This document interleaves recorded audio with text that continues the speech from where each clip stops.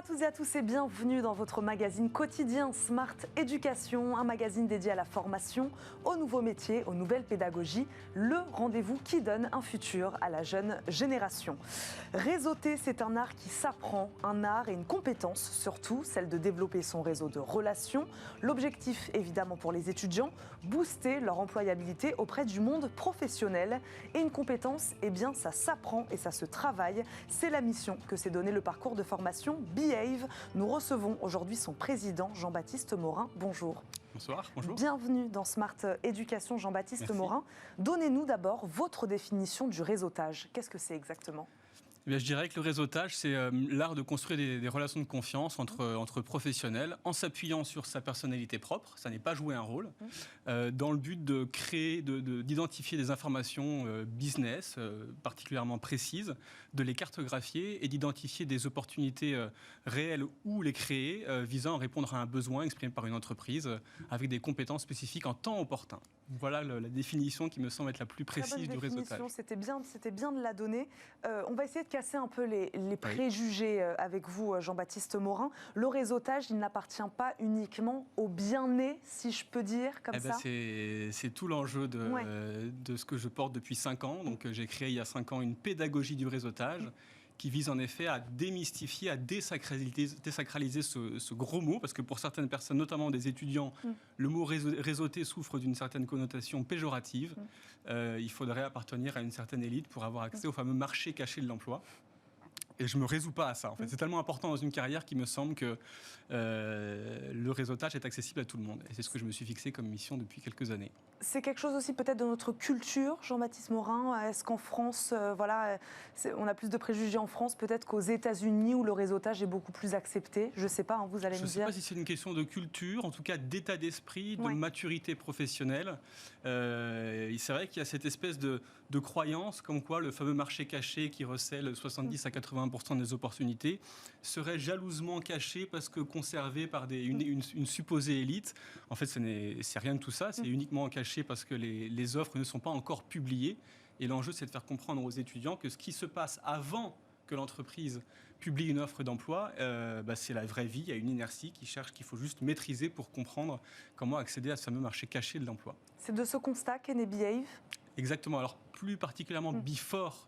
Donc, Behave, c'est l'entreprise que j'ai créée il y a quelques années, qui s'appuie sur un modèle d'orientation et de gestion de carrière qui s'appelle Behave.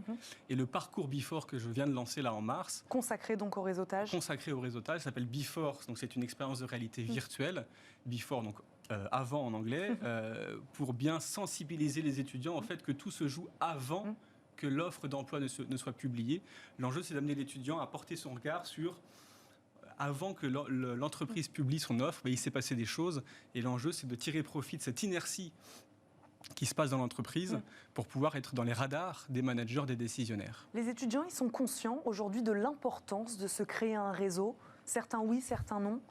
Ils sont conscients. Alors, je dirais que ce mot de réseau, il souffre d'une ambivalence.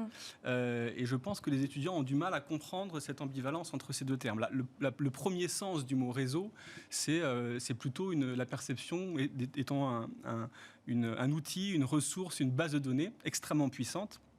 Et moi, je vois plutôt le réseautage non pas comme une ressource et des outils, mais comme une posture, des attitudes, des comportements socio-professionnels qu'il faut bien comprendre, habiter, pour ensuite, effectivement, aller à la chasse au trésor. Parce que si c'est caché, c'est qu'il y a un trésor à aller chercher, qui est l'offre d'emploi.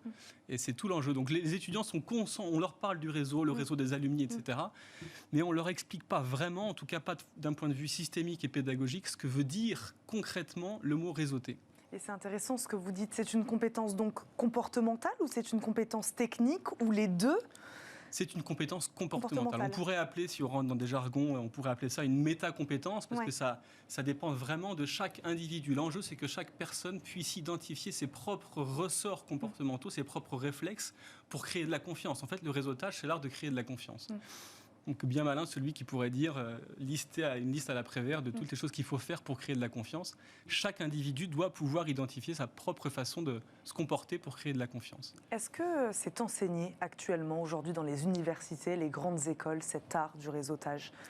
Pas au sens pédagogique où moi je l'entends, on parle. En fait, je dirais que les initiatives des écoles sont majoritairement des initiatives événementielles. C'est-à-dire que les écoles organisent des événements à caractère réseau, des forums, des job dating, etc. On leur dit allez solliciter votre réseau, mais pédagogiquement, l'étudiant est assez peu amené à comprendre ce qui se joue dans le marché caché de l'emploi et ce que ça implique dans la vraie vie. On ne se comporte pas, en fait, tout simplement pas dans le marché ouvert comme dans le marché caché. Le marché ouvert, c'est le marché des candidatures, donc on se comporte en candidat. Le marché caché, c'est le marché des offres en gestation. Donc les codes socio-professionnels sont complètement différents. Et en fait, on n'apprend pas pédagogiquement les étudiants à comprendre, à habiter, à comprendre ces codes, à les habiter, à les incarner pour que quand on va prendre un café avec quelqu'un, on puisse appréhender ce qui se joue dans ces moments-là. Il y a une phrase que j'ai créée il y a 4 ans, que j'ai écrite il y a 4 ans, qui guide toutes mes activités pédagogiques depuis 4-5 ans. C'est la suivante: trouver un travail, c'est surtout maîtriser l'art de la rencontre.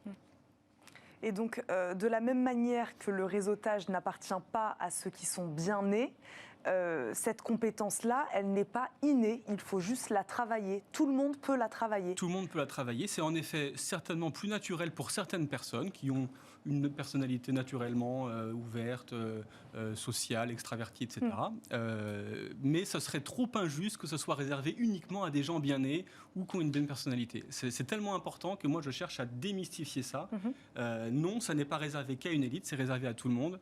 Et la mission, si je devais me donner ma mission en tant qu'entrepreneur, c'est de faire naître une génération de réseauteurs et le plus tôt possible dans le processus de préparation de carrière des étudiants. C'est intéressant ce que vous dites aussi sur le plus tôt possible, Jean-Baptiste Morin, parce que cet art du réseautage, c'est un pari sur l'avenir aussi. Les effets, des fois, ne se voient pas forcément tout de suite. On peut maîtriser cet art de la rencontre et puis ça peut nous tomber dessus 2-3 ans après. Ça aussi, il y a cette question du long terme aussi qui est intéressante. Dans la définition que je vous ai donnée tout à l'heure, le dernier mot, ça devait être en temps opportun. C'est-à-dire qu'on ne peut pas forcer quelqu'un à avoir confiance en quelqu'un d'autre. La confiance ne s'impose pas.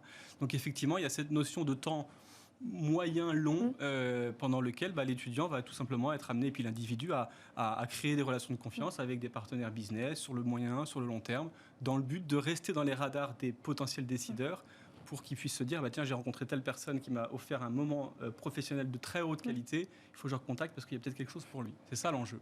Est-ce qu'on peut la mesurer, cette profitabilité du réseau ? Voilà, est-ce qu'en ayant travaillé cette compétence-là, est-ce que c'est mesurable ? C'est qualifiable. Alors ça fait 5-6 ans que je délivre des ateliers en pédagogie du réseautage auprès de milliers d'étudiants en Asie et en France, d'écoles de commerce, l'ESSEC à Singapour et puis Rennes School of Business en France, et puis des écoles d'ingénieurs depuis quelques temps. Ce que je peux dire après 5-6 ans, cette pratique de la pédagogie du réseautage, c'est que les étudiants sont conscients qu'on parle à leur singularité propre. C'est-à-dire qu'on ne leur dit pas voilà ce qu'il faut faire pour réseauter. On pose le cadre socio-professionnel et ils vont comprendre bien évidemment ce cadre-là. Et l'ayant compris, il va y avoir une espèce de déclencheur des réflexes comportementaux et ils vont trouver leur propre façon de se comporter. On ne peut pas le quantifier parce que le marché caché, en fin de compte, est inquantifiable. Expliquez-nous, Jean-Baptiste Morin, alors très exactement en quoi consiste votre formation, cet accompagnement, combien de temps il dure, comment ça marche. Vous parliez tout à l'heure de technologie, de VR en l'occurrence. Oui. Voilà, expliquez-nous cette formation-là au réseautage, à quoi elle ressemble. Alors il s'agit d'un parcours de formation expérientielle. Donc il y a ces 3 mots-là qui suggèrent qu'il y a de la formation, donc de la pédagogie et de l'expérience. On est dans une époque où les structures d'enseignement supérieur sont face à l'enjeu de l'individualisation des parcours à travers l'expérience étudiant. Et donc il y a un double enjeu d'individualisation et de massification, parce que les promos sont de plus en plus importantes et les écoles veulent offrir le parcours le plus individualisé. Donc il s'agit d'un parcours expérientiel avec un aspect extrêmement novateur qui est la pratique de la banalité apparente d'une activité de réseautage très commune qui consiste à prendre un café avec quelqu'un. Alors ça peut être toute substance légale qui favorise en fin de compte la création de moments informels. Mon enjeu, c'est de sensibiliser les étudiants le plus tôt possible dans leur carrière à l'importance des moments informels, des moments en off, comme vous dites dans le milieu journalistique. Il se passe énormément de choses dans notre vie quotidienne, c'est très facile de se rendre compte de ça, dans les moments informels. Prendre un café avec quelqu'un, c'est a priori banal, en fin de compte ça ne l'est pas du tout. Et donc cette expérience, une école qui souhaite offrir à ses étudiants l'accès à cette intelligence du réseau, comme je l'appelle, cette compétence intelligence du réseau, l'étudiant dans sa chambre d'étudiant, sur son PC, son smartphone ou un Mac, c'est accessible sur tout type de support. Il clique sur lancer l'expérience et il se retrouve immergé dans un univers vidéo à 360 degrés dans lequel il va jouer son propre rôle, qui va consister à interagir avec un professionnel qui aura accepté de prendre un café avec lui. Ils ont rendez-vous à 14h. D'ailleurs, le professionnel est en retard. Je peux déjà vous divulguer une partie du scénario. Comment est-ce qu'on réagit face à ce retard? Ensuite, on va dans l'ascenseur. Est-il besoin de préciser les émotions qui émergent à l'évocation de ce mot ascenseur? Qui paye le café, à la machine à café? Comment est-ce qu'on habite ce moment quand on arrive à la cafétéria pour discuter? Tout ça, ça répond à des codes socio-professionnels qu'il faut comprendre et ensuite maîtriser. Et la puissance de la réalité virtuelle permet de s'entraîner dans un contexte sans enjeu, puisque c'est de la réalité virtuelle, mais de façon ultra fidèle à la vraie vie. J'ai fait une phase de bêta-test depuis janvier auprès d'une quarantaine d'institutions de professionnels du recrutement, de la formation, etc., pour avoir des avis sur cette expérience-là. Et le retour que j'ai, c'est vraiment, les gens sont bluffés par le fait que même, sachant que c'est une réalité virtuelle, dans l'ascenseur, on ressent ce malaise. Comment est-ce qu'on se comporte, notamment quand on est étudiant, qu'on n'a pas énormément d'expérience professionnelle et qu'on ne se sent pas légitime, etc. L'enjeu, c'est de déminer tout ça. Puisque cet art de la rencontre, là, on parle du réseau, mais finalement c'est beaucoup plus large. Ça va servir au moment de passer des entretiens d'embauche, ça va servir à un moment peut-être aussi à prendre la parole dans une réunion. Enfin, oui. C'est beaucoup plus large que... C'est beaucoup plus large. C'est pour ça que l'idée, c'est de se dire qui peut le plus, peut le moins. C'est-à-dire qu'en misant sur le marché caché des 70-80% d'opportunités qui ne sont pas encore publiées, l'étudiant, il va comprendre que même pour un entretien d'embauche, entre le lieu de rendez-vous à 14h dans le hall et la salle de réunion dans laquelle aura lieu l'entretien, il va se passer 3 minutes dans l'ascenseur. Il va se repasser ces moments informels. Donc quoi qu'il arrive, il va falloir qu'il soit à l'aise, que ce soit un moment plaisant avec le recruteur, le manager, etc. Donc effectivement, les enjeux sont bien plus larges que ça. En fait, il faut le voir comme un accélérateur de maturité professionnelle, cette expérience.